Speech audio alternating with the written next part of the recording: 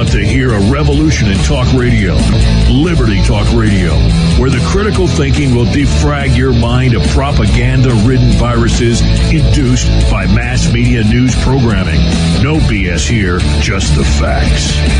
And now we present to you America's quintessential iconoclastic anomaly. Wow. In talk radio, your host, Joe Cristiano.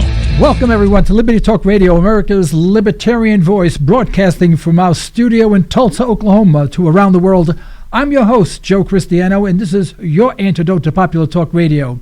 Today, we are pleased to have a returning guest, Jacob Hornberger. He is the president of the Future of Freedom Foundation. And today, we'll be discussing aspects of the Kennedy assassination. His book is an essay on the Kennedy Autopsy, which we should find fascinating, and is a subject I know actually very little about, although I was in school at the time. I was in college. I remember the day that he was assassinated. I was actually in history class when it happened, and we heard all the news. I remember distinctly. I think most people really remember where they were when they heard that news. Jacob, thank you so much for returning to our program. We really are honored to have you with us. It's always an honor and a pleasure, Joe. Thanks for having me back. Thank you. Well, this is one subject area that I have never really studied. I'll tell you the only thing that I know about the Kennedy assassination that I feel that is a piece of maybe evidence, if you will, against the mainstream story is the rifle that was used to kill Kennedy was called a Carcano, and it was a rifle that was built with an oversized bore. In other words, the opening, the barrel was opening for the barrel was relatively larger than most guns, and the reason for that, they figured if they made it a little bit larger, it would wear slower, and thus it would have a longer military life. Well, the only problem with that, when they increased the bore of it, it made it highly inaccurate. And when I heard that, I didn't think about this back then when I was in school in the 60s, but more recently when I was doing some research on that gun, because I do own one, by the way, I'm a collector, and I was doing research on that gun, it talked about the inaccuracy of the Carcano rifle, and they say, and this is the rifle that killed Kennedy. Well, I thought to myself, if anyone was going to go out and assassinate the President of the United States, you wouldn't go out and find the least accurate rifle out there to do so. You would find, obviously, the best of the best, if you're going to do that. And that's about the only thing that I know of in the Kennedy assassination. The rest of the program is yours. I'm going for a drink. Well, anyway. It's a good point you make. Yeah. It's a good point because it's one of the many things that just don't add up in the official version. My understanding is that the Mannlicher Carcano is a piece of junk and was a piece of junk in World War II. And not only that, but it had a misaligned sight. After they found it in the Texas School Book Depository, they found that the sight was misaligned. It was like broken. And somehow or another, they come up with this theory that this man, Lee Harvey Oswald, killed the president with this piece of junk with a misaligned scope. It just doesn't add up. Yeah, and there's so many misconceptions, and I think this whole issue is an emotional issue. Actually, if you look at the sequence of things from an objective point of view, even if you were not a historian and you were not interested in finding out the truth of it, none of it seemed to make much sense. I mean, it almost seems like a very, very bad B-rated movie, Well, and people suspected that at the very beginning of that weekend, November 22nd, it was clear that the U.S. officials were doing everything they could to shut down any investigation into a conspiracy. Well, everybody knows that that's not the way the federal government operates. If there's an assassination of a federal official, they're going to pull out all stops to find out everybody who's involved with it. And so people started smelling something not really right with this thing. And it's from that day forward. If you look at a graph of public trust in government over the last 50, 60 years, it's very interesting because it goes all the way up to around 1963, 64, and then all of a sudden it just starts plummeting. And it keeps going in a downward slope all the way to where we are today. So most everybody had doubts about the Warren Commission. They believed that there was something rotten in Denmark here, and that's still the case today. Yeah. And but yet it's a shame that the Kennedy assassination is sort of grouped together with so many other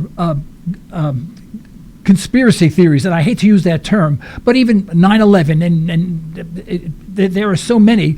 But anytime something like this comes up and someone questions the official government line, you're a conspiracy theorist, that means you're a nutcake, and you have absolutely no credibility. In other words, you cannot question anything, and even if you have hard, cold facts, it's a conspiracy theory, it's not fact, it's theory, and you should be dismissed. And this falls in line with every other one, and I include 9/11 in that whole group. Well, when you look at it from the other side, it's pretty brilliant strategy. It's sort of like when people question foreign aid to the Israeli government, people the supporters of it will automatically say, "Oh, well, you must be anti-Semitic." Right. And it's the same thing with this type of thing.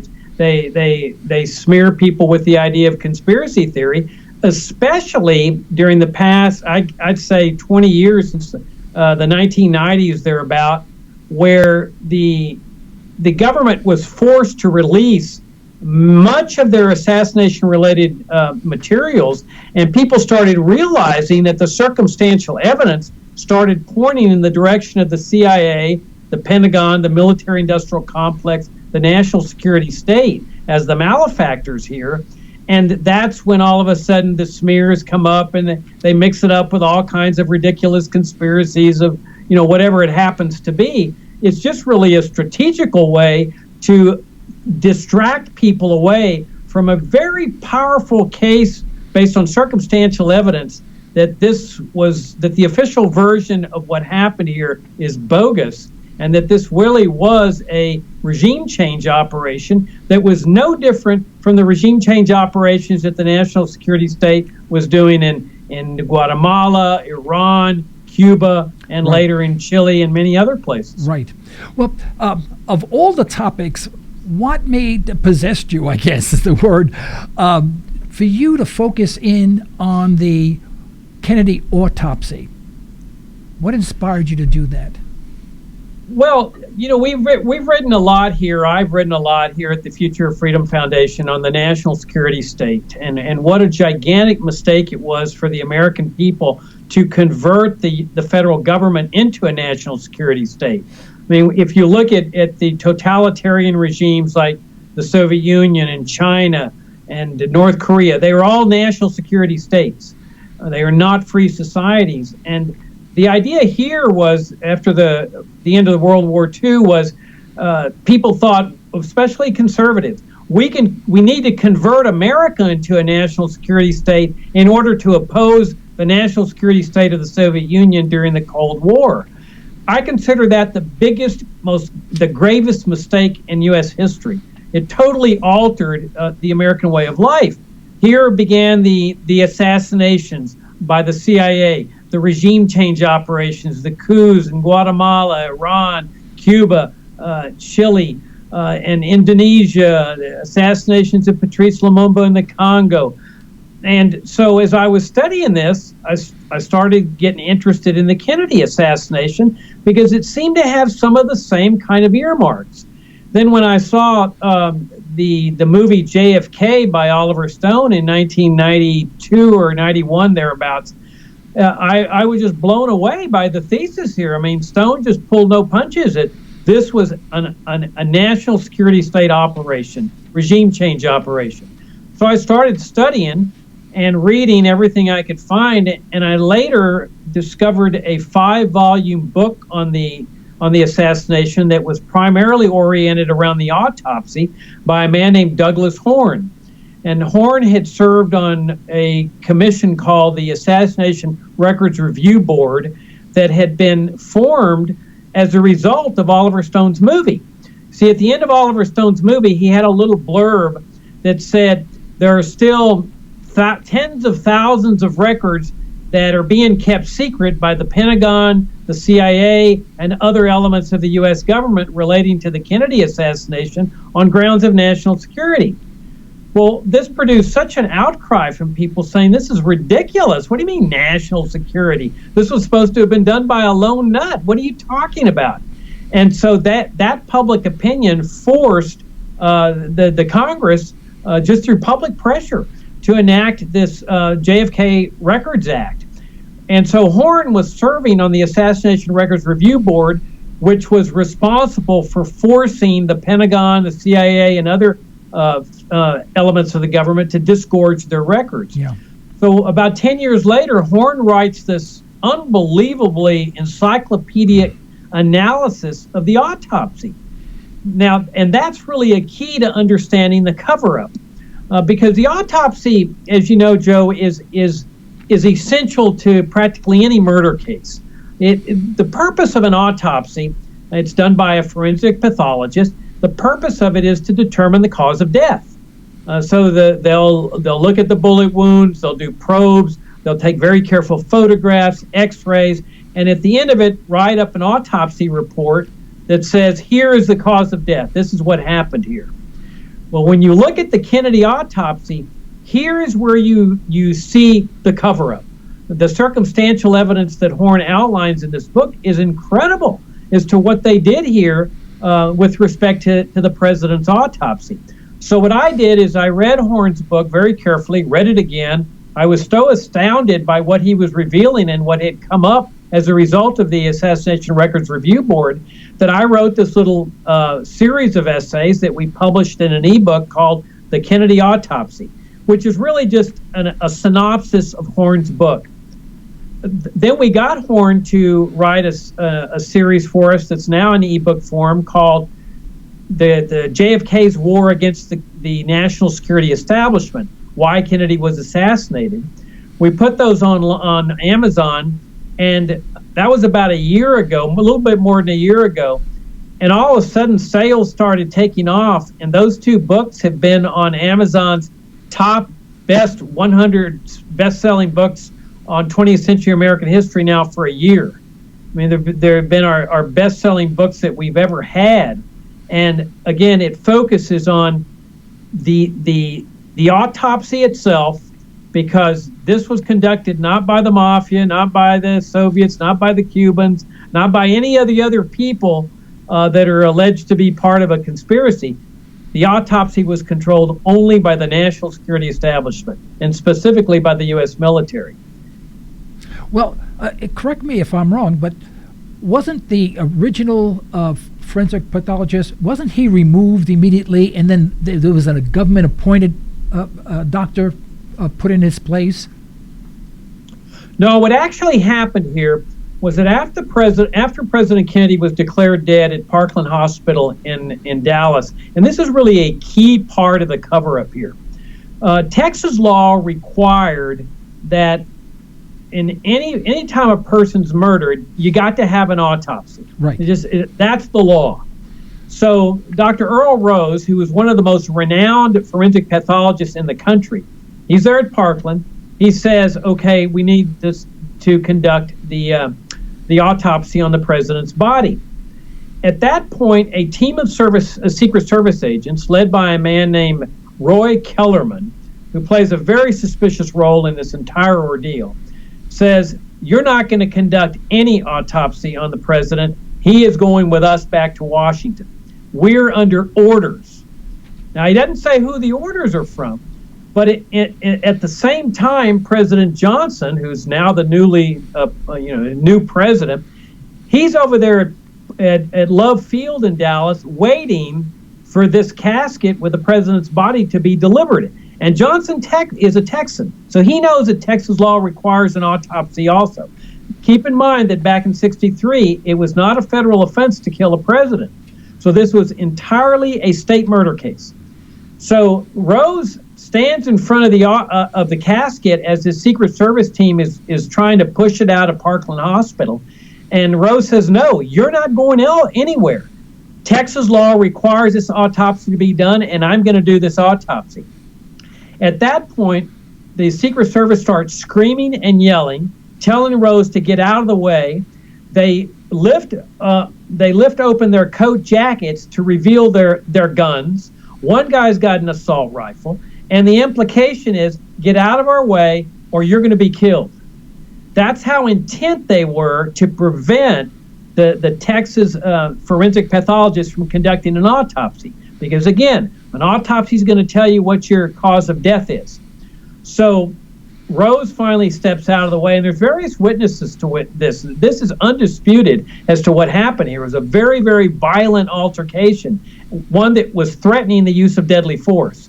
They get the body out of there. They put it on an ambulance in a casket, a great big ornate, expensive casket, very, very heavy. They get it out there to Love Field. Johnson has had people removing seats in the back of Air Force One so that the casket can fit there. And so they get the casket on there, and they take off with it. Now, the interesting part of this is that when the plane lands in Andrews Air Force Base, the body has been separated from the casket.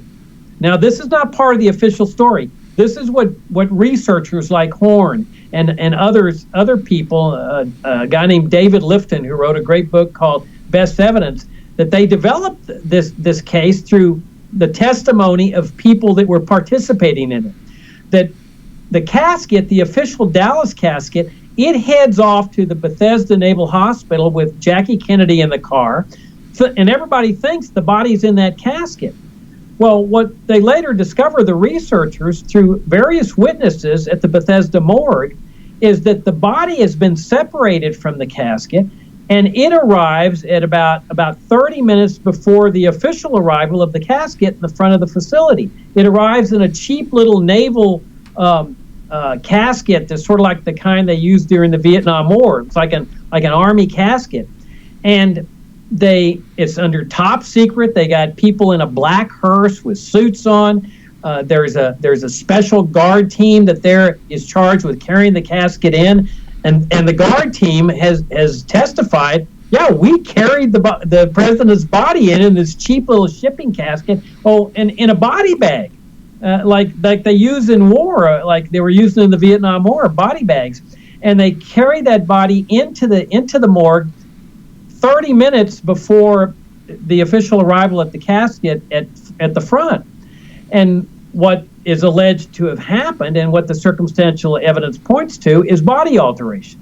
That the naval pathologists, there were 3 of them, 2 of them at the time were there, Humes and Boswell, had the body there for an hour and a half before the official start of the autopsy.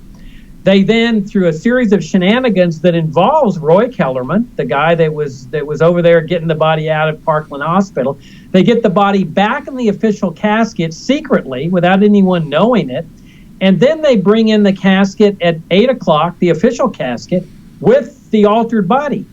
And then they make a big show that, now we're going to start the autopsy. And lo and behold, as some of the X-ray technicians were later testified, they said, look, we had already taken X-rays of the body when we saw Mrs. Kennedy walking in the front of the hospital. And so she thinks that the body's out there in front, and you've got these X-ray technicians saying, no way, we were already in there taking X-rays when we saw her walking into the hospital. Well, this didn't come out till about the 80s or the 90s, and that's when people started realizing that the autopsy held the key here.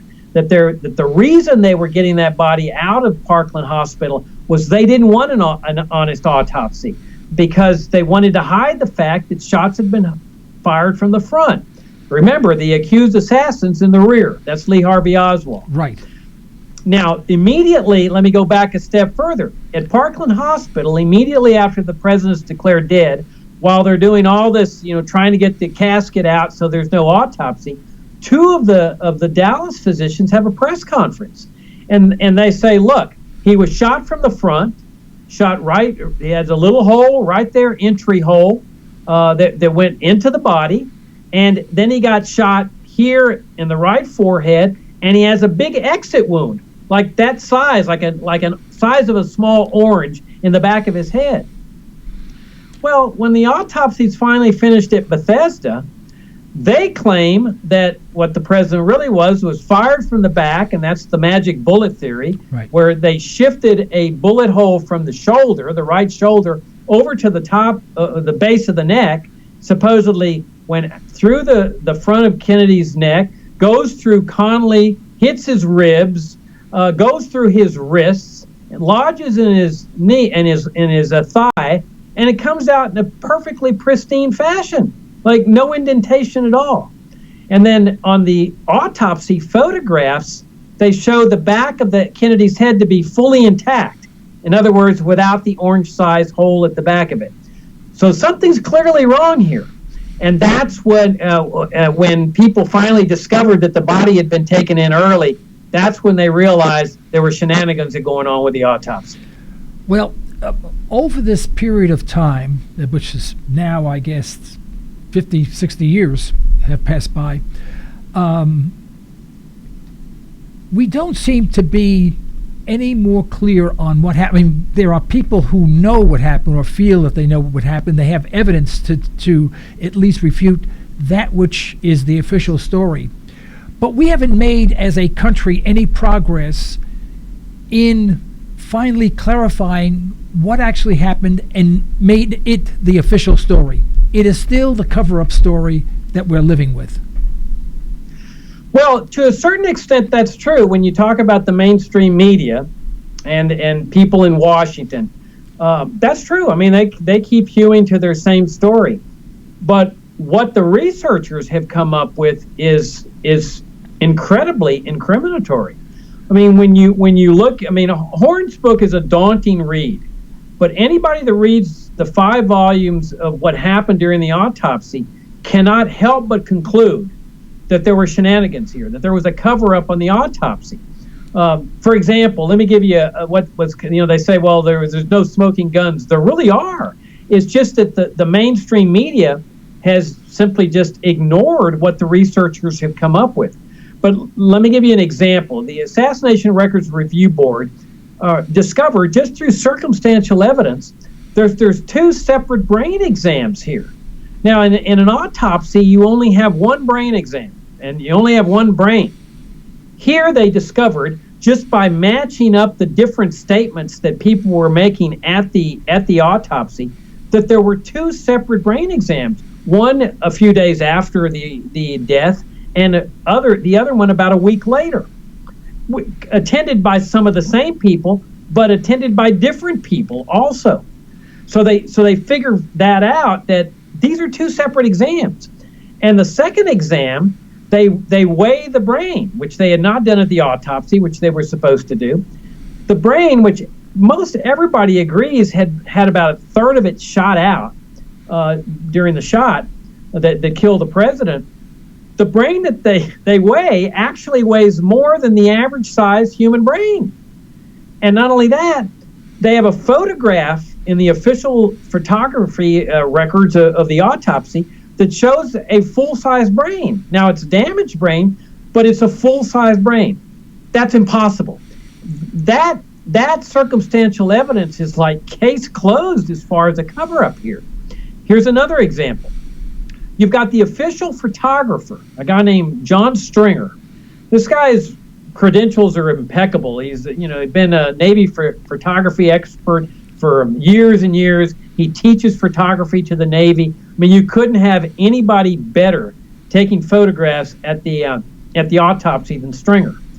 Stringer, at the ARRB hearings in the 90s, is asked to identify the photographs that are in the record. And he says, those are not my photographs. I didn't take those photographs. The photographs that I took are not in this record. Okay. Now, here's another example. You've got a woman named Sondra Spencer. She is in charge of the White House lab, photography lab. She coordinates, before Kennedy was assassinated, photographs, developing photographs for the president. That's her job. I mean, you couldn't find a more credible person than Sondra Spencer. She testifies before the ARRB under oath. She says, look, I was asked to develop photographs on the weekend of the assassination. I was also charged with preparing sympathy cards by Mrs. Kennedy. That was my job. And she says, but all of a sudden they came in, top secret, national security, and said I needed to develop these photographs, not to make any copies. And she says, one of the photographs I saw, he had an orange-sized hole in the back of his head. So the examiner for the ARB, an attorney named Jeremy Gunn, shows her the official photography photographs in the records. And he says, were these the photographs that you were asked to develop? And she says, no, I've never seen these photographs before. The photographs I developed were a totally different set that are not part of the record. In fact, nobody has ever seen them again. So when you look at these things, Joe, you can't help but conclude there's a cover-up going on here. I mean, there's no other conclusion that can reasonably be drawn. And in any court of law, a judge will always instruct a jury that circumstantial evidence is just as good as direct evidence. And this is very powerful circumstantial evidence that there's shenanigans going on here. And so then you work backwards. You say, okay, once you reach that conclusion, which I've reached, that there was clearly a cover-up with the autopsy, you ask why? Who are they trying to cover up for? Would they be trying to cover up for Fidel Castro? I don't think so. I mean, they've been trying to oust Castro ever since he got into office. Would they have been covering up for the mafia? Why would they be covering up for the mafia on the very night of the assassination unless the mafia was working with them? Remember, the CIA and the mafia had an assassination partnership to kill Fidel Castro. Would they have been covering up for the Soviet Union or Fidel Castro? Of course not. So you work backwards and you think logically and you think, okay, there's only one reason they could be covering up here, and that's because they themselves carried out this act. There can be no other logical reason why they would conduct a cover-up at the autopsy. Yeah. Well, you know, it is so fascinating, and I have to admit a tremendous amount of ignorance on this subject because I have never studied it, other than I've heard comments, short comments along these lines, and I've always been suspicious somewhat of the official story. But it's kind of disingenuous for anyone every time something occurs that whether it be 9/11, whether it be the bombing of the Oklahoma City Murr building, and there's dozens of others, and anytime anyone questions any of these other than the official story, you're a conspiracy nut, and it dies right there. Now, there's a lot of research done in the back room, so to speak, in the background, but it never comes forward far enough to change public opinion. And I find that incredibly frustrating. You think that at least there would be a handful, not everyone, but a handful of senators and congressmen that would make so much noise regarding this that they would force an independent review and try to bring out some facts that can be exposed to the public to give people at least the idea that, hey, the government doesn't always tell us the truth. So every time something occurs that jeopardizes national security, we have to believe the official story, and yet it never adds up. And I think we've just gotten in this thing where we can't question it, and if we do, we'd probably get in trouble, or we'd be branded as being a conspiracy nut.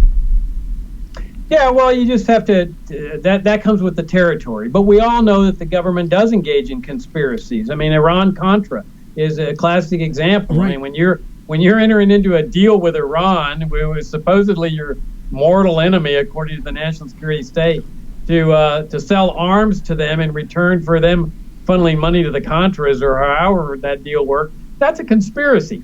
And then when you look at the regime change operations in Guatemala, Iran, I mean, it's the same thing. They always deny they did these things, and then the researchers keep pressing, and finally evidence comes out. It reaches a critical mass, and the government says, okay, we confess, we did that one, but we'd never do it again. You've got MK Ultra, where they were engaged in medical experimentation similar to what the Nazis were doing on American citizens. You've got the Gulf of Tonkin resolution, right, which was a direct lie. You've got the assassination conspiracy against Fidel Castro that involved a partnership between the CIA and the mafia. I mean, if I had told you in 61 or so that the CIA and the mafia were engaged in a conspiracy to assassinate a foreign leader, you'd have said, oh, Jacob, you're a conspiracy theorist and all. Well, that's exactly what the CIA and the mafia were doing. And so it's incumbent on the citizenry to question and challenge. And I think the Kennedy assassination is a classic case where public opinion really has played a role. I mean, the public opinion polls consistently since 63 or 64, when the Warren Commission report came out, have been as high as 60 and 70% of people that say, we don't believe it. It stinks. Now, they may not have arrived at the conclusion that the national security state did this, but they know it stinks. And then public opinion forced them to have the House Select Committee on Assassinations. That reinvestigated the Kennedy assassination because they knew that people weren't buying the Warren report.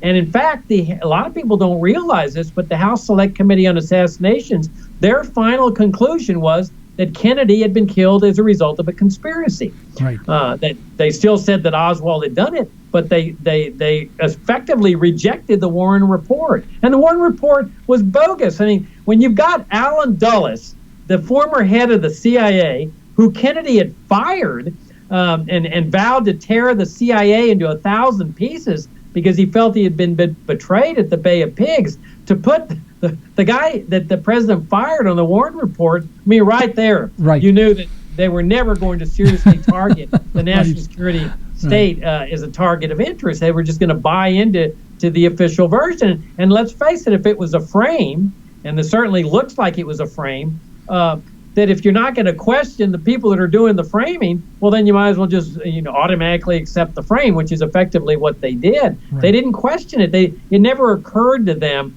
that the national security state apparatus, which is charged with protecting national security, would protect national security by removing a president in this country. They do it in other countries, and in fact, they believe it's their job. For example, if you look at 1973, Joe, that was the Chilean coup, where the national security state of Chile removed their president on grounds of national security. And the reason they removed their president was because our national security state was telling them, this is your duty. Right. That if you have a president whose policies are threatening national security, it's your job to remove him. And in fact, just recently, I had one of our supporters call, a guy he's a libertarian, but with strong conservative orientation.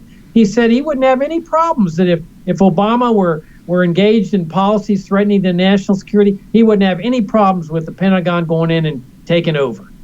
Well, that's a scary thought. It certainly is, yeah. Yeah. But my hunch is a lot of Americans would feel that way. Yeah. Jacob, could you hold on for a while? We have a 1-minute commercial. Would you stay with us, please, and then we can finish up with this, continue with this conversation? Absolutely. Okay, sure. Please. Folks, we have Jacob Hornberger, the president of the Future Freedom Foundation. We're talking about his essays in a book called the Kennedy Autopsy. Fascinating information that I had not heard about before. And it's filling in a lot of the gaps that I had, at least, and I hope it's doing the same for you. In the second half, we would like for you to call in with your questions or comments. Our number is 646-652-4620. I'll repeat that, 646-652-4620. If you would press the 1 button so that when your number comes up on the board, we know that you want to break in and ask a question or make a comment. But do stay with us. We're going to be breaking for station identification. We'll be back in 60 seconds. Hold on. You're listening to Liberty Talk Radio. Political talk derived from a historical perspective. Not always palatable, but good food for thought. Pure libertarian talk with host Joe Cristiano. LibertyTalkRadio.com.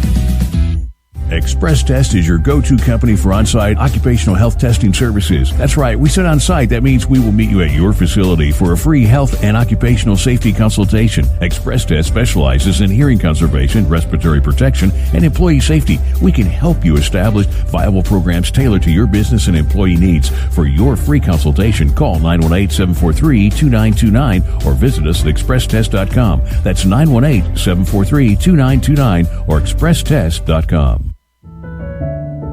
Ranch Acres Audiology is about caring, about getting the most out of life, about personal attention.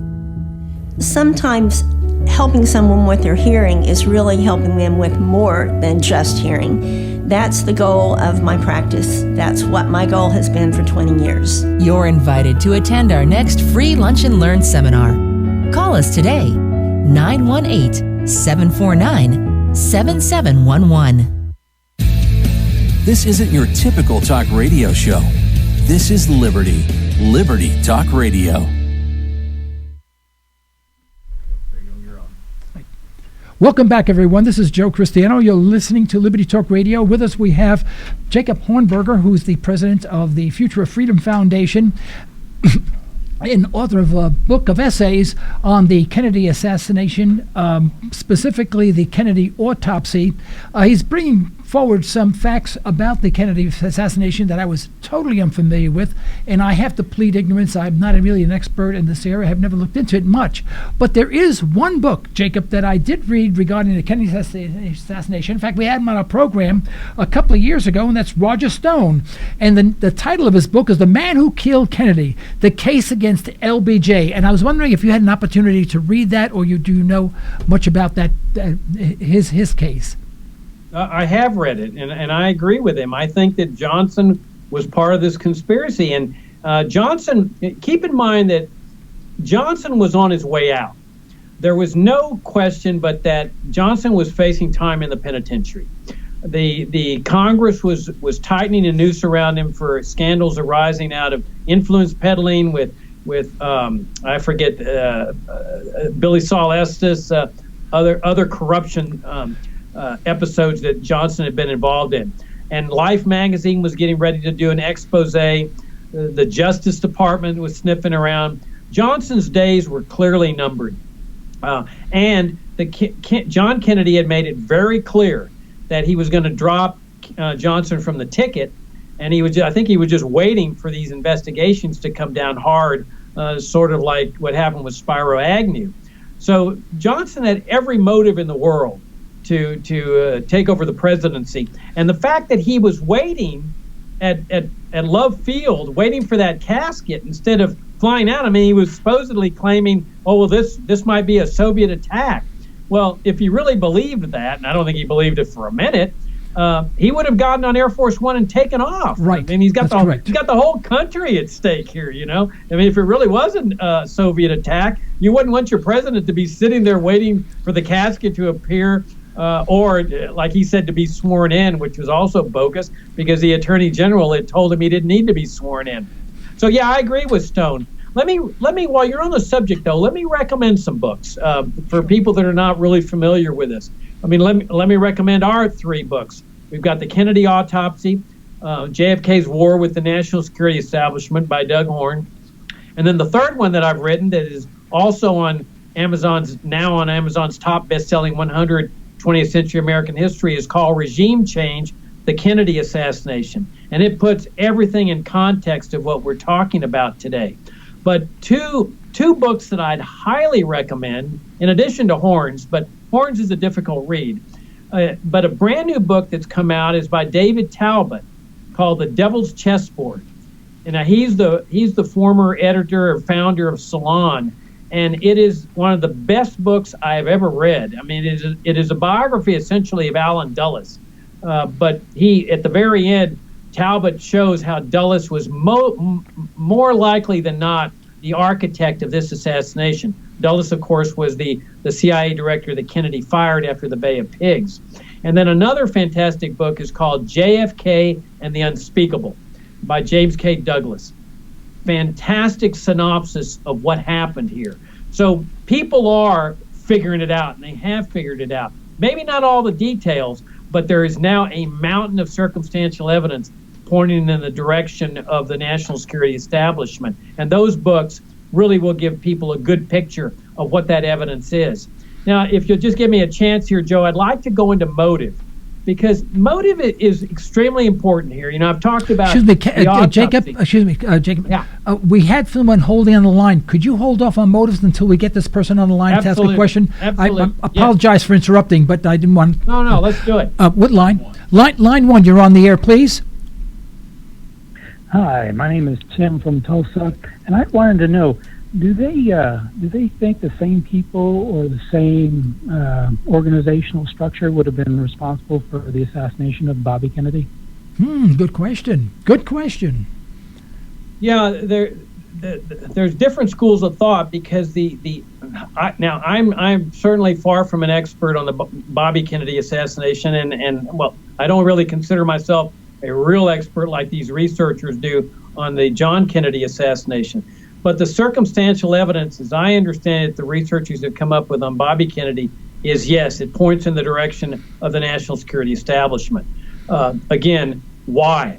Well, because Bobby Kennedy was the only real threat to uncovering this thing. And the only way that would be uncovered is if Bobby Kennedy's elected president. Think in terms of the establishment here. You've got Johnson at the top.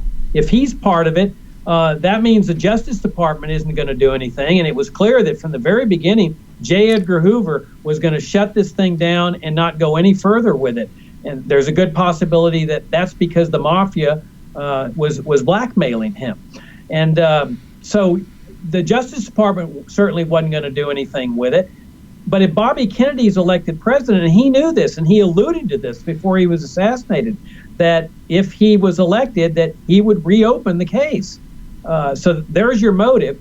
And then there's also a lot of interesting anomalies there, like too many bullet holes in the walls and the doors compared to the the gun that Sirhan had. There's a bullet hole, the fatal bullet wound, as I understand it, in the back of Kennedy's head when Sirhan is facing him from the front. So there's some insinuations that he got killed from behind. So it all looks real suspicious, but I just have not delved into it enough to really give a really good analysis on that assassination. But yes, basically the structural apparatus that gets rid of the president is the same structural apparatus the national security establishment, the CIA, the military establishment does in his brother as well. Yeah, caller, I have a question for you. Just being a person, he hung up. Okay, well, I was going to ask our caller whether or not, he has ever felt secure in the official story, and well, he's gone with us. He's gone, so we can't ask that question.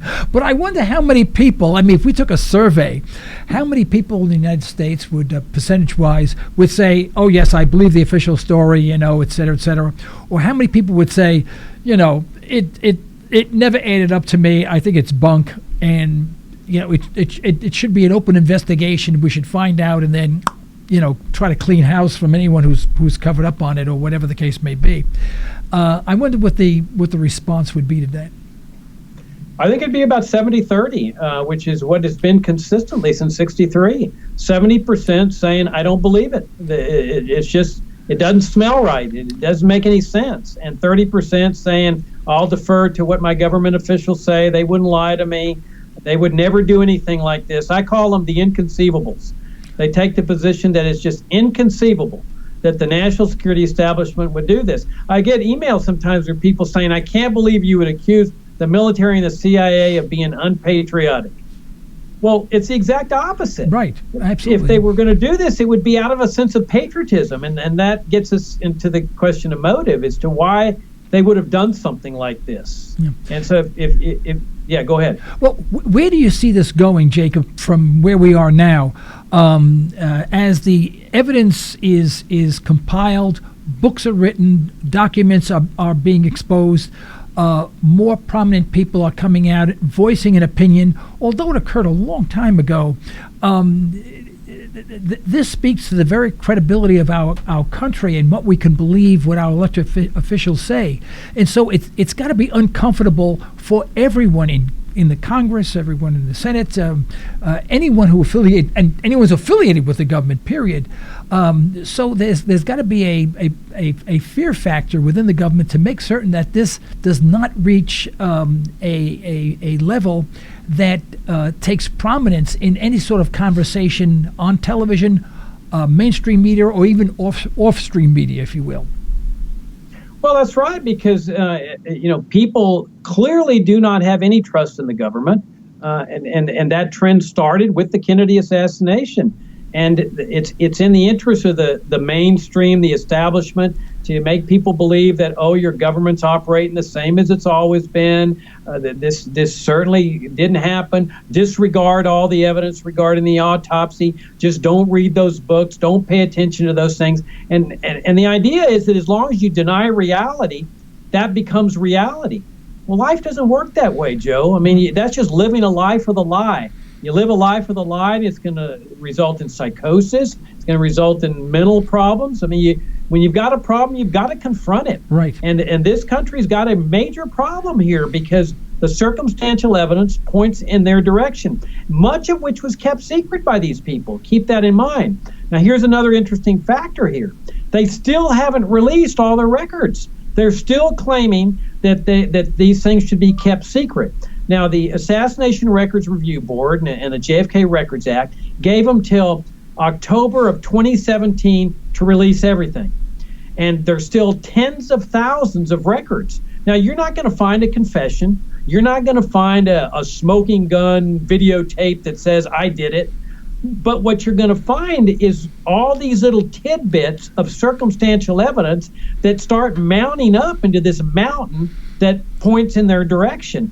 And so nobody knows whether they're going to object or not. The National Archives has come out with a public announcement saying we are now getting these documents ready, and we want to give everybody notice we're going to release them in 2017. Well, the CIA, who appears to be the most concerned about this, has been mum on the issue. There's an out. They can go to the president, whether it's Obama or the new president, and say, please don't release these still on grounds of national security. And a lot of us suspect that that's what they're going to do. Right. Because we believe that you always save the most incriminatory for the last. And so 25 years ago, they thought, oh, it's 25 years away. We don't need to worry. But now those 25 years are up in 2017. And so far, they certainly haven't told the National Archives, go ahead and release them. We don't have anything to hide. They're reserving their options. And that's why I wish that in the presidential campaign, somebody in the media would ask somebody, what's your position on these records that are still secret after more than 50 years now, based on national security? Right. It's ridiculous. Yeah, I mean, what could have occurred over 50 years ago that would affect us today? I mean, regardless of what the response is, whatever the facts are. I mean, how could it possibly affect our national security? I mean, it may be embarrassing, but it wouldn't affect our national security. It would affect the credibility of the United States government and the internal secrecy of our government, which would be embarrassing worldwide, which I think would be a good thing. So maybe we'd finally a clean house. Well, you get to the truth. I mean, obviously, most of the people that are involved in this are dead, but it's still a straight line. I mean, people say, what's the relevance? The relevance is that you've got this national security state apparatus, as I said at the beginning of the show, is a totalitarian-like apparatus that's attached to our governmental system. It was brought into existence because of the Cold War. The Cold War is over. It was over 25 years ago. They didn't dismantle it. And look at the kind of system we have. A system now, you have a formal program of assassination where they're assassinating people every week, including American citizens. Right. They're assassinating. You've got the whole invasions, occupations, regime change operations. I mean, it's a straight line from 45 all the way up to where we are today. And a nation has to confront these uncomfortable things. If you think you can just bury them, put them under the carpet, I mean, that's, I think, part of the reason why this country is in the mess it's in, is that people don't want to confront the reality, the truth about this monstrosity apparatus called the national security state. Let me ask you, this is an oddball question, I'll admit up front, but there have been many shocks to the United States. You know, for example, 9/11 is the big one, you know, and aside from the Kennedy assassination. But there have been others. Do you see a day where someone takes all of these incidences that were disruptive to America, that were used to justify usually war or regime change or whatever the case may be. You envision someone putting all this together and talking about every one of them and the commonality that each one of these share. For example, the Warren report, of course, included only items that they wanted to include in that report, and everything else was excluded.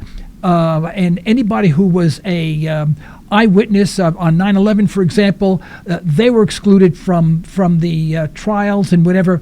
I mean, very, very selective. And I know a lot of people feel that way, but still, many people will not admit to the fact that they have, that they feel this way, because they don't want to be branded a conspiracy nut, conspiracy nut, and it's detrimental to their own prestige in society, and they don't want to be an outcast. But they feel that way, and many people feel that way. But do you ever see all this coalescing somehow and just saying, hey, we can't ignore all of this? Yeah, I do. I think truth has a power that is just immeasurable. It's just like a knife through butter. I mean, the dissidents in the Soviet Union had this problem. Kasparov and Solzhenitsyn and the rest of them. I mean, that's what the Soviet Union was saying about them. They were putting them in insane asylums, saying, "Oh, gosh, look, they're questioning the Soviet system. They're questioning communism. There must be something wrong with them." I mean, it's just a variation on that theme here. Yeah. But it's incumbent on those of us that see the truth as we perceive it to publish it, to talk about it, to question it, to challenge the official version. That's what these books that I outlined are doing. They're saying, here is the evidence.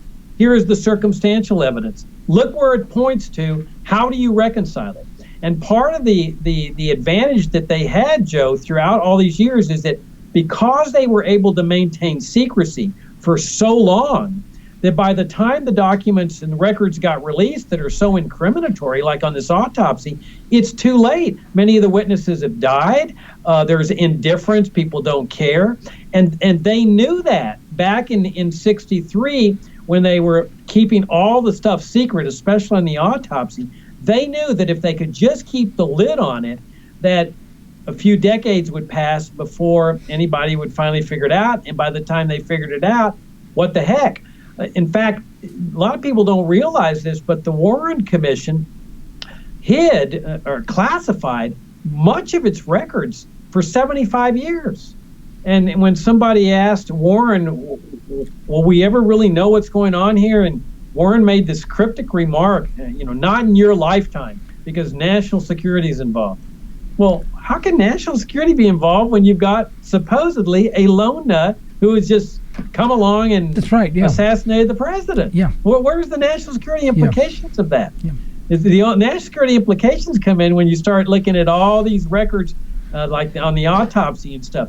But again, you're not going to, on a murder case, especially an assassination at this level, nobody's going to put anything in writing. I guarantee you that. Yeah. There's not going to be any letters or memos or anything like that.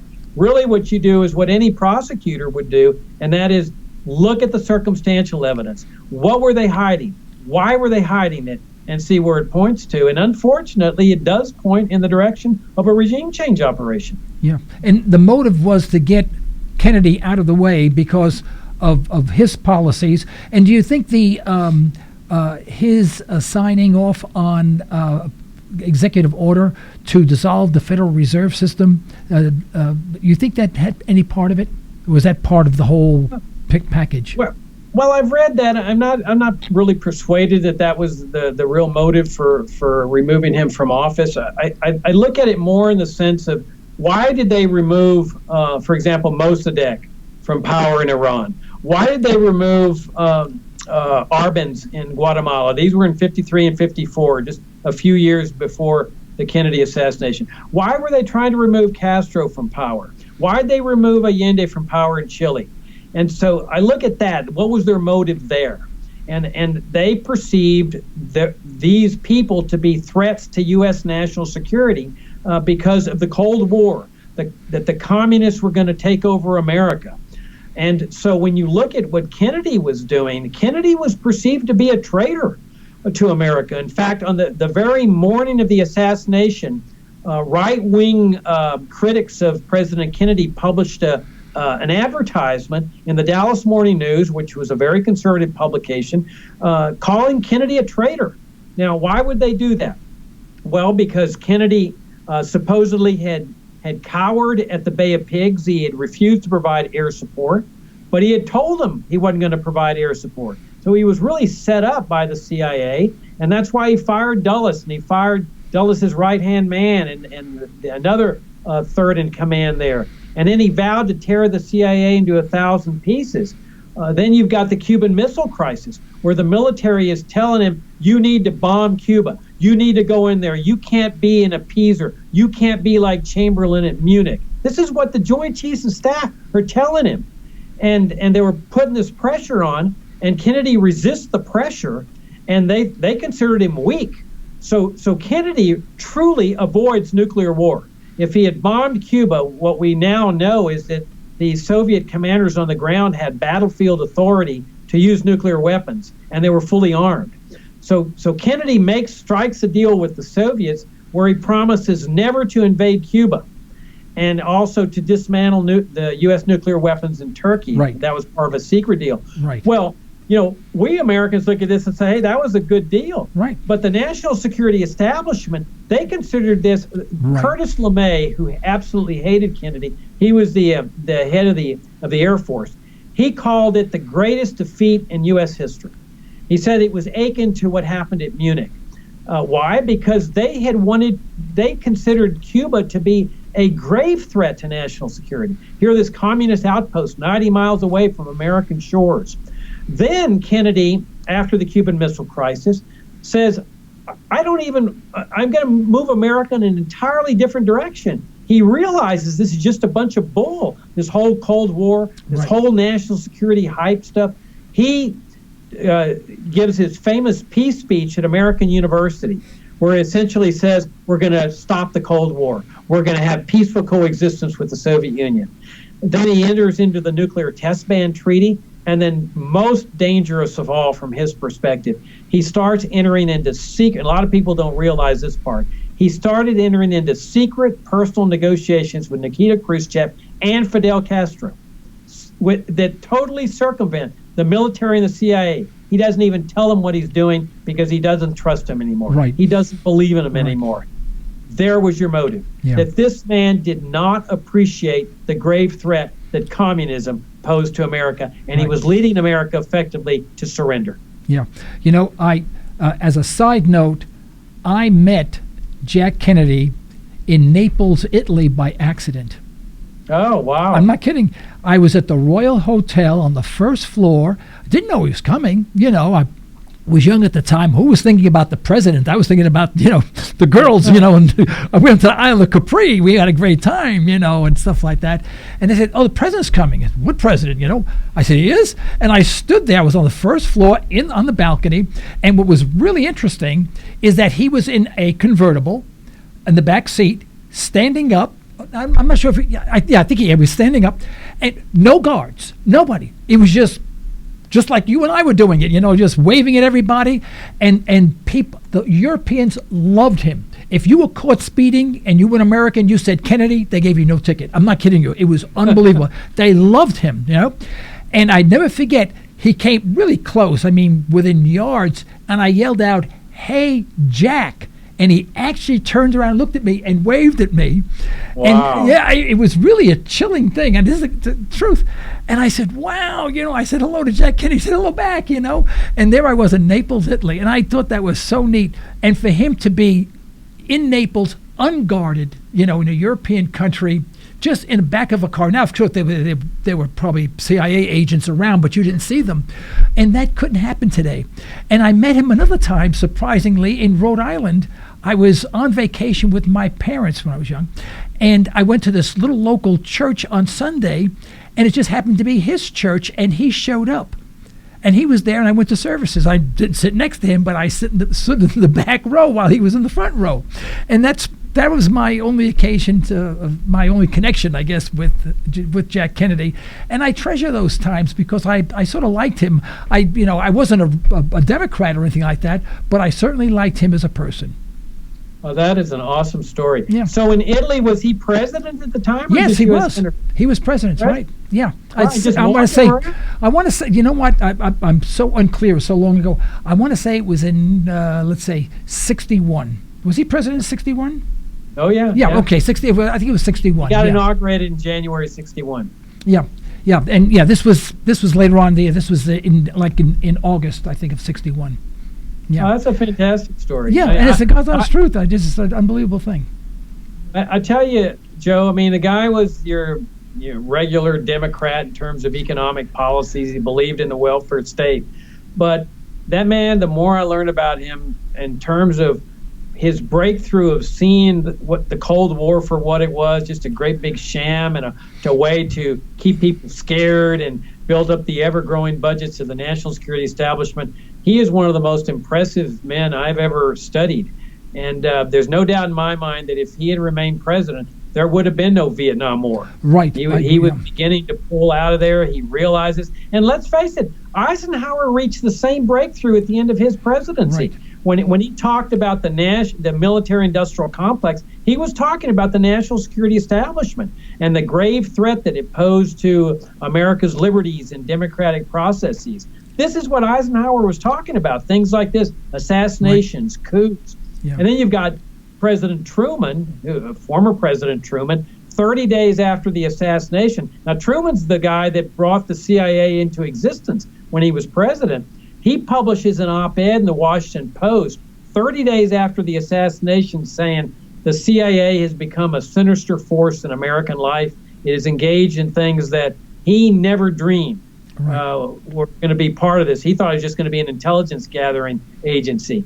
And so that was I think, a clear sign that even Truman saw the fingerprints of the national security establishment on the assassination. Yeah.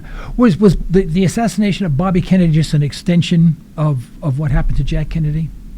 I think it was because like I said earlier, Bobby posed a threat to this whole thing. If Bobby had gotten into once the assassination took place, Bobby was Attorney General. But remember, there was no federal crime committed here. This is a straight murder case. The only one who had jurisdiction was the District Attorney of Dallas County, Texas, a Democrat who was a friend of Lyndon Johnson, and who was told by Lyndon, don't even think about alleging a communist conspiracy here. You need to shut this thing down, and we need to pin this thing on the lone nut assassin. And the guy went along with it and immediately removed any allegations that this could have been a conspiracy. So Bobby Kennedy had no power at all, not to mention the fact that he was plunged into deep grief. But he knew that the only way that he could get to the bottom of this was by being elected president. And in fact, right after the assassination, he and Jacqueline sent a message to the Soviets saying, we believe this was really a right-wing conspiracy, not a left-wing conspiracy. Right. And so, I think they had to get rid of him, because especially after he won the primary in Los Angeles. He was clearly going to win the Democratic Party nomination. And everybody knew that at that point. Right. And so this was their chance. I don't see, at least they had the motive, they had the opportunity, and they knew what was going to happen if Bobby was elected president. Yeah. Jacob, we're out of time. I'd like to give you the last 30 seconds to sum up and to advise our audience how they may reach you about the FFF and the organization and what it has to offer. And in the interest of full disclosure, I am a financial supporter of the Future Freedom Foundation and have been for many, many years. And I encourage everyone else, all of our listeners, to do the same. Go ahead, Jacob. You're on for the next 30 seconds. Okay. Well, thank you for your great support, Joe. We're a libertarian organization. Believe it or not, we do much more than just the Kennedy assassination. Right. We address all libertarian issues, but this is an important part of American life. And so I'd invite people, if they're interested, to get our books. They're very, very inexpensive on eBay. The Kennedy Autopsy, JFK's War with the Kennedy, with the national security establishment, and Regime Change, the Kennedy, the Kennedy assassination. And then come to our website at fff.org. And we're trying to move America in a better, freer, more prosperous, peaceful direction. and we need help. Thank you so much, Jacob, for being on our program. I hope you will accept our invitation to return at a later date. I'd love to. Thank you, Joe. Thank you, Joe. Folks, this is the end of today's broadcast. We'd like to thank our sponsors for the financial support, and we'd like to thank you for listening in. You can further the cause of liberty by recommending this program to your friends, and let us hear from you. Our email address is comments@libertytalkradio.com. Remember, as my wife would say, you're either allowing your liberties to be taken away or you're striving to protect them. Unfortunately, there is no middle ground. Until next time, this is Joe Cristiano. You've been listening to Liberty Talk Radio. Stay well. Stay tuned.